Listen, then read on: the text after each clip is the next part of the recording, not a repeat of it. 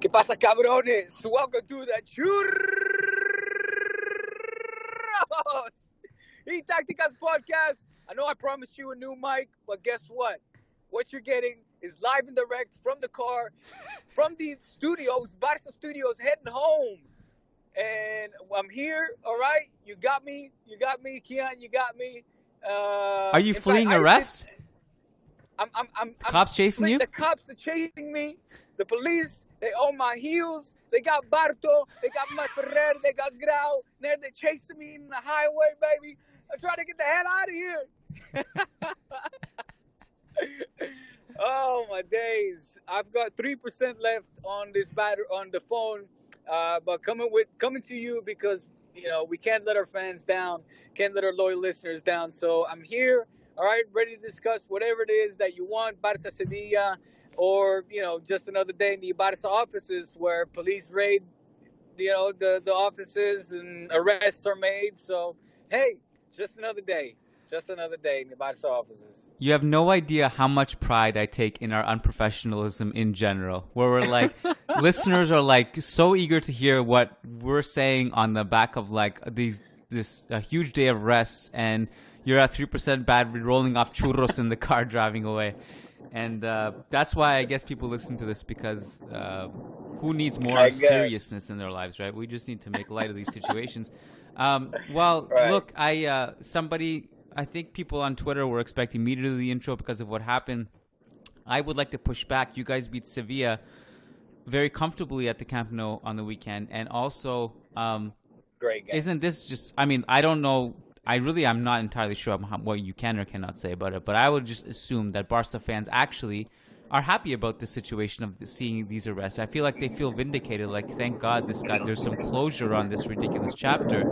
And how can we actually?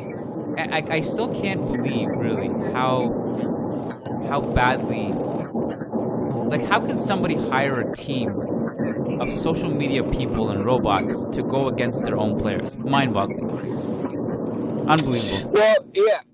It absolutely is, and for the benefit of of the doubt, or I guess in fairness' sake, innocent till proven guilty. I think that's something that we as professionals, of course, should abide by and stand by. Disagree. He's guilty. Don't care. I don't care how clean the evidence comes. There's no evidence. He's done. I don't like it. I think it's very obvious like what happened here. I don't know if you saw this, but I would like to throw this at you because I know you've had a long day. You're actually in the Barca studio, so in a weird way, even though you're far more connected than I am, Diego, I may be a little bit more up to date with the news because I'm not in the studio all day. I'm just kind of at home farting around. So I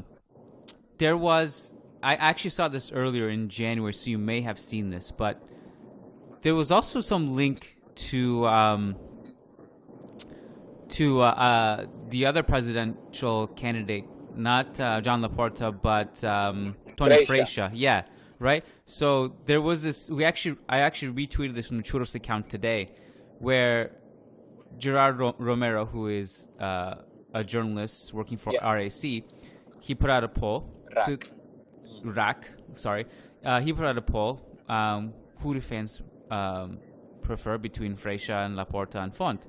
And Laporta was winning by a landslide, and there was 9,000 votes, and there was 2 hours left in the poll. Laporta had 88% of the votes. Then with 36 minutes left, that number of votes skyrocketed to 32,000. Freixa closed the lead to 72%, 21%. Then with 1 minute left, there was 48,000 votes. Freixa was up to 44%. Then with the poll ending and 54,000 votes, Freixa was up to 49% and won the poll. Which clearly indicates that all of a sudden Freixa was like, all right, assemble a team. We need to win this poll. Right. Send out a bunch of emails or do whatever robots do. And all of a sudden he won the poll with like tens of thousands of votes in the last minute. So it's just that kind of stuff is... Anyways, my point here was that Freixa is somehow involved in this as well, according to this. Amazing. And I just think it's unbelievable. Yeah, it's unbelievable. I didn't know that. Obviously Tony Freixa is. They call him the el continuista, right? I don't know how to say that in English. The continuation. The successor. Presidential. The successor. Yeah, I mean, he's the successor. He's the continuation of Rosé and Bartomeu, their project. Right. Obviously, he was a member on the board there for them, and really, in all fairness, or I say all fairness, I don't know why I'm saying that, but he's tried his best to distance himself as much as possible from his previous work, but he clearly still has ties within, not just I would say within the club or the directors that have now left, or since 4 or 5 months ago. But the fact that you're bringing this to light, clearly shows to me that he still has links with some of the previous, what would you call it? The previous processes or manners in which business was conducted, which is more than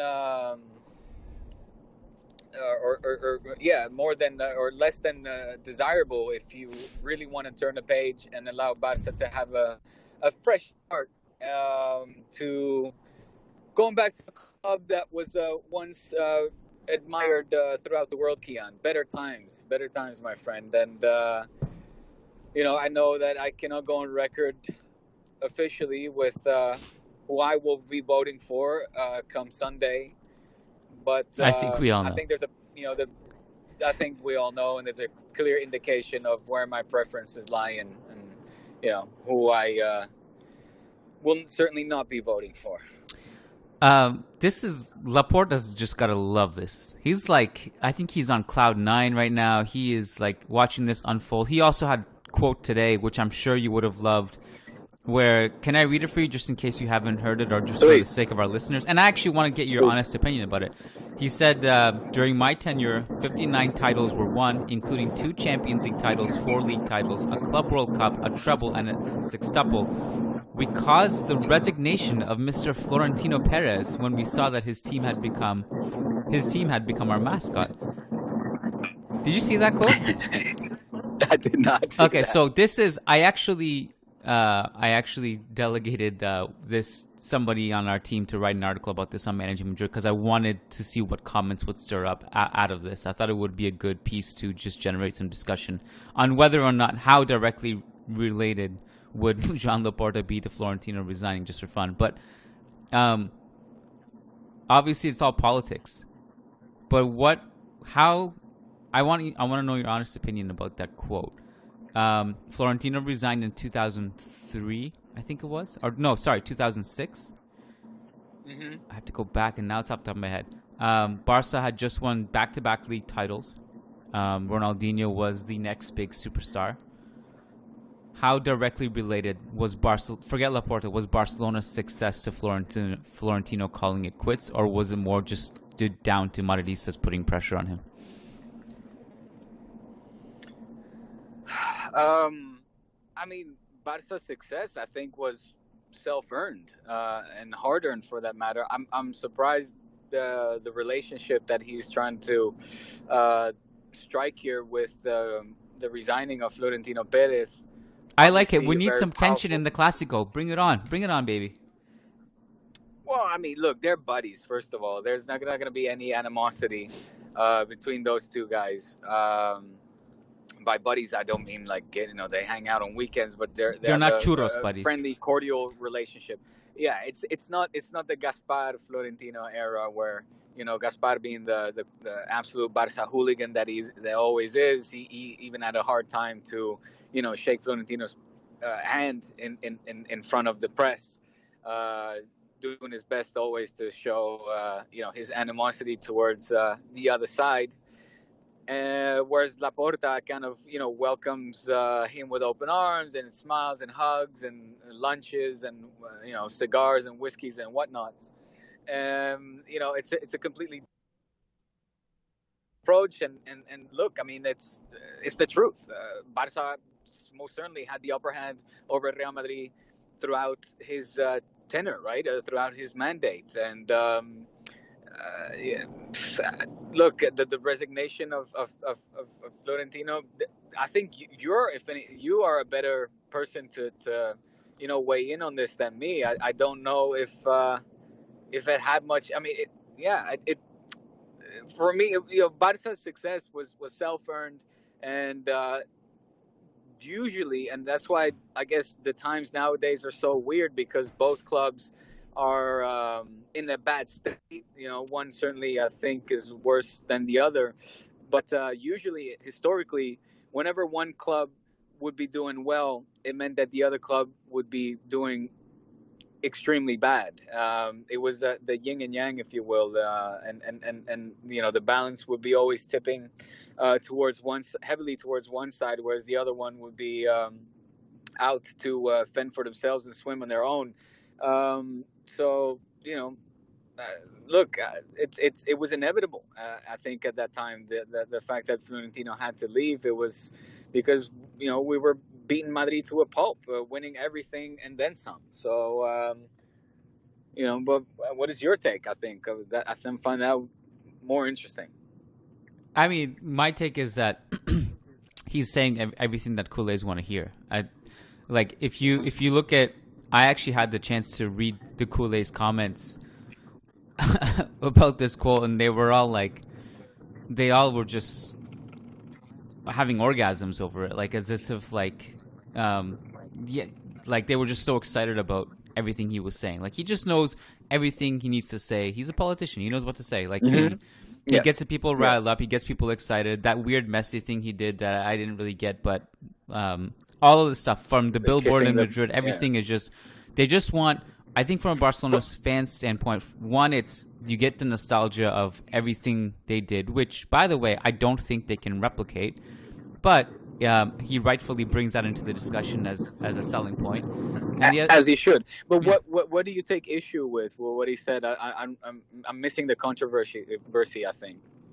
No, I think, I don't know if there's anything controversial, but just that what he's saying is that he's saying we provoked Florentino's resignation. I don't think Barcelona being as good as they were is what provoked it. I just think at that time it was Florentino's own undoing of a bunch of bad decisions he made and a bunch of pressure for the fans and Florentino Dimisión chants and all that stuff.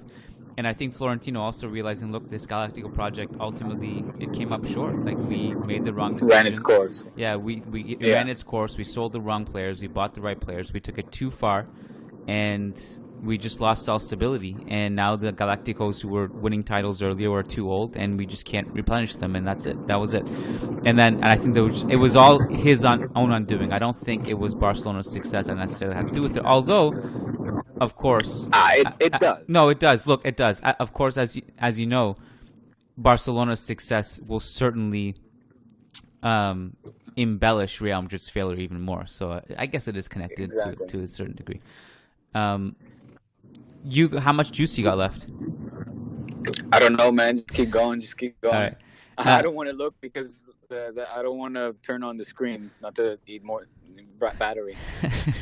The plan is when Diego runs out of juice that I'm just going to take over and talk about my notes from La Liga this weekend. But what did you think was pressing that you want to discuss, from whether it's the arrest today or something else, or Barca Sevilla? Yeah, I mean, unfortunately, I cannot say all of my bits about the things that went down today. We'll leave that for the Friday podcast. But if we want to discuss it, that is. But I'm just looking forward to turn the page, man. And to be really honest, if turning the page starts with what we saw on Saturday. Was it Saturday or Sunday? Yeah, Saturday. Then I'm pretty excited for it. I think on Saturday we saw a Barca that was very much, at least to my liking. It was a Barca that it was a Barca, but also above all a Koeman masterclass. He came out of nowhere and really surprised me with his approach to the game. I thought after having lost in the Copa and still having to beat one of the La Liga bigs, or European bigs for that matter, we were going to see a completely different a tactical game plan. And he stunned me, man. He stunned me, and for all the right reasons. We saw initiative being taken by Barca. We saw them, possess the ball, caress the ball, hone the ball, own the ball, and just purposeful possessions, good passing. To the point where, like you said yourself, we saw a completely unrecognizable Sevilla. But to me, that was more credit to Barca than demerit to Lopetegui, because I felt like they were, they were almost caught off guard. I don't know if it was Lopetegui knew that what the tactical formation as well that Koeman was going to come out with, but he seemed stunned. Basically, they seemed quite bewildered. The fact that they didn't have much possession of the ball, didn't really know what to do. Your boy Papu was chasing quite desperately, trying to make something happen, but they couldn't. And even with Pedri going off injured, I was holding my heart because I was fearing that Koeman, with the substitution of Elias, was actually going to revert back to a more conservative and defensive game plan.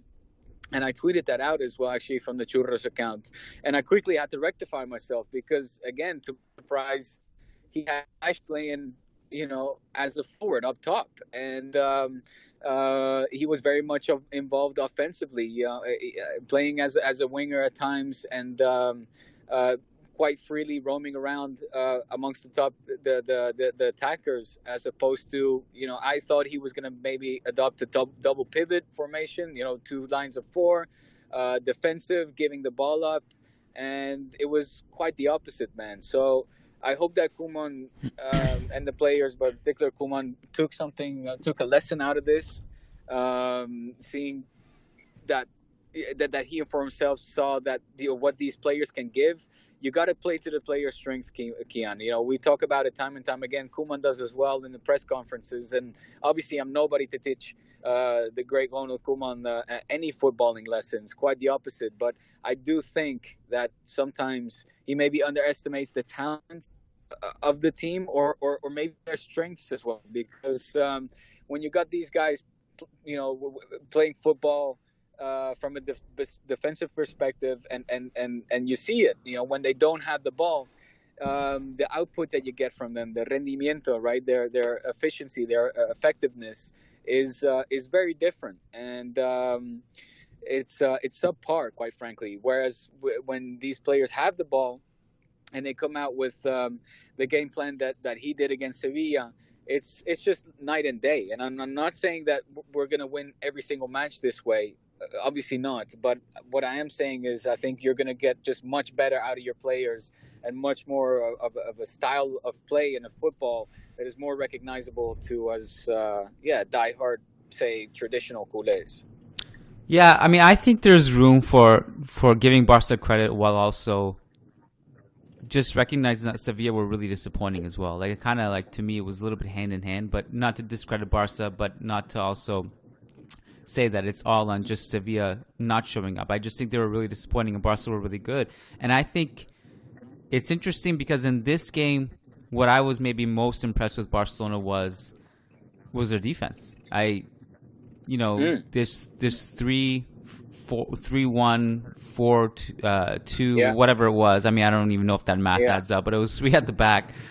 And then he had basically Busquets dropping deep as he generally does, and then Dest and Alba stretching the field. So kind of like 3-1, 4-2, I guess, with Messi and Dembele up top. And I think just defensively it worked as well. And I mean, Sevilla, like you mentioned, Papa Gomez, he was one of the many players in this game who just didn't know how to find an opening in the pass. Like there were no passing lanes, and Barca just basically picked off everything. They were so good at closing space in this game and forced Sevilla backwards, and they basically limited Sevilla to nothing. They shut them down completely. And obviously I think it's too late to stumble into like finally a good defensive shape because PSG, that game is toast. Like you're not recovering that scoreline. So it's a little bit too late for that. But I think if you had played this way against PSG and avoided that suicidal high line, you could have gone to the second leg with a much more easier scoreline to digest, right? But Of course. but credit to him to finally seeing that this game, and obviously having PK back with Mingueza and Longley, it worked. I mean, Longley wasn't too bad in this game. I don't think he was tested much, but he was pretty good. So yeah, I was impressed defensively from Barcelona in this game. Mm-hmm. Well, I mean, I'll sign on to what you're saying, but I'll add on to that is impressed defensively, yes, because Barca was playing defense with the ball. We were seeing Barca with much more ball possession that we've been used to, and that's how I like to see this team defend, right? Owning the ball, long possessions, basically tiring the and frustrating our opponents, and that's what we saw against Sevilla. I mean, it's given me hope that we can, potentially turn the score around in the cup on Wednesday. And again, call me a fool, call me an oblivious, delusional optimist. But I'll tell you what, in 2 weeks' time in Paris, if it's 2-0 at halftime, if 2-0 for Barca, that is, I'm going to be, at the edge of my seat. Now, forget the edge of my seat. I'm going to be pacing through the room up and down, frantically and nervously, with the hope and excitement that we can, potentially put 2 more goals in and turn this thing around. I've seen it happen once. Obviously, the team was in a completely different state, different players, different coach, different times, yes. But I saw the unbelievable happen once, the unthinkable happen once. And, hey, man, like I said, 2-0 at halftime, I'm going to be a believer, I'll tell you that. If we play the way that we played against Sevilla, and again, if we continue to play this way moving forward, I'm going to be optimistic, man. I'm going to be hopeful. Optimistic maybe is too big of a word, but I'm going to be hopeful. So call me crazy, but I actually think there's a case that Barcelona should be a little bit more cautious in the second leg, even though they're down 4-1, because I don't see them outscoring PSG if they try to do what they did in the first leg. And look, you can outscore PSG, but you can't outscore them by more than 4-1 playing that way. But I think if you go something like this, where you control the ball like you did against Sevilla, but you also have coverage at the back line, plus, you just baby step it, essentially. Instead of going for it all at once, you get one goal, 1-0. Maybe it's 1-0 after 30 minutes. Maybe you sneak in another goal at halftime. All of a sudden, that conservative approach pays off more than it would if you were going gung-ho and it was 2-2 or something stupid like that, right? So baby stepping it is not a bad approach, I think, despite being 4-1. I think Barcelona should seriously consider doing something like that, because I think if you're just going a high line, going toe-to-toe, and you're just going to be reliant on playing catch with Mbappe and Neymar, who is going to be back, I think, because he was in training. I think it's just is he? I saw that he was back in training. Now, I don't know exactly what that means, but yeah. You have to ask the PSG people. This is pretty good. Maybe that 3% is like Leonidas in 300, like just carrying your phone right now. It's amazing. Fine, I'll have a quick peek. No, don't do it. Just don't mess with it. It's good. All right, I'll warm myself. Okay. Yeah, we'll see. Look, baby, I get what you're saying, man, but and I'm not saying like, Barca needs to go Hail Mary, gung-ho style, like as if it's the 94th minute and, we need to score 2 goals, Bayern Munich, Manchester United, Champions League final in the Camp Nou style. But I do want some urgency, man. I don't want Barca to get, fall into a trap where they're playing it easygoing, calm style and passing the ball around. That's if PSG, is willing to give up the ball and they adopt some defensive approach. I don't know. But there has to be, purposeful passing, moving into space, looking for those passes, those dagger passes, pinpoint passing from Pedri, from Messi, from Frankie and company. But, we're getting ahead of ourselves because we still have a Sevilla, Barca, or Barca Sevilla rather, in the Copa that's a mountain in and of itself to overcome. By the way, it sets it up nicely. I mean, the 2-0 sets it up nice, and we got to give credit. Barca hadn't been beaten a big team yet. They did so. They did so convincingly, and it just so happens to be our opponents in the cup. So it sets it up really nicely. It's a good kind of like moral victory here. I think it's going to be a fun one on Wednesday. We'll see how it goes. I don't know if you knew this, but today is the 1-year anniversary of the last game at the Bernabeu, which was the Clásico.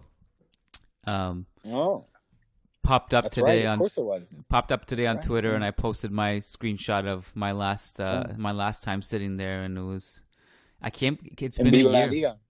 Yeah, in La Liga. It's been a year, man. No, Viva La Liga. Didn't I have you on for Viva La Liga for that time? Maybe. I don't know. That Viva La Liga seems like years ago now. It all went downhill after you left. It ain't the same. Did they still do it, actually? I don't know. I honestly have no idea. Yeah, they still do. Not the Thursday show, though. My show, the Thursday show is ended, but they do, I think, Monday through Friday, except Wednesday, Thursday, something. I don't know. Oh, okay. Atleti. But look, man, let me hold on before you move on. Yeah. Because there was a point I wanted to make, that with all this said, with all the controversy off the pitch and the presidential elections coming up, and I just tied it in, with what we saw over the weekend again with over down in Sevilla. I just hope that with the new president, now we can really start getting back to some optimism, man. And there's just been such a circus, so much surrounding Barca that's been toxic and just not good for club players, teams competing for the club, employees, including, that, I'm just looking forward to turning the page. So I'm excited for the elections. Whoever will win, I wish them the best of luck, and let's make something beautiful happen again, baby. Let's make those the peoples in La Capital, the people over in the nation's capital, jealous of us once more. I think it's going to be. I mean, I kind of wish like the timing of the whole Bartomeu thing, from like a selfish Real Madrid fan standpoint. I wish that this was happening while he was still president. I feel like it would just been more extra satisfying, extra chaotic, extra dramatic if it was like while he was still the active president this was happening. It's not as fun this way, but it's still satisfying. All right, we finally lost Diego, and I'm amazed that he lasted that long. That was incredible work by his iPhone. Really, really pulled through there in the clutch. So we actually got all the important talking points out of the way. So we're recording this about 2 hours, minus 2 hours before the Real Madrid game on Monday night. So we don't have any Real Madrid games to talk about. And if you're interested in that, obviously just go over to the Managing Madrid podcast feed. It's free tonight. You can go and check that out for free if you're not a listener over there already. So we'll break that down over there. Let's see. We got all the Barca talking points out of the way. Just did want to mention quickly at some Atletico stuff. I did get a chance to catch up on it a little bit because I didn't watch it live. I watched Roma Milan instead, which was a big game in the Real Madrid world because we had Brahim Diaz versus Borja Mayoral. And that was a big win for Atletico and a nice bounce back for them, a nice bounce back for João Felix. And also Villarreal continued to kind of just spiral. A little bit of bad luck in this game. I mean, Oblak had an incredible save. And they started off okay, but they were also kind of shaky.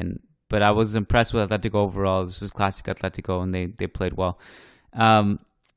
The other big one, I think, from this week, apart from Barca, Sevilla, and Atletico Valencia, was that Getafe had a massive, massive win over Valencia, 3-0.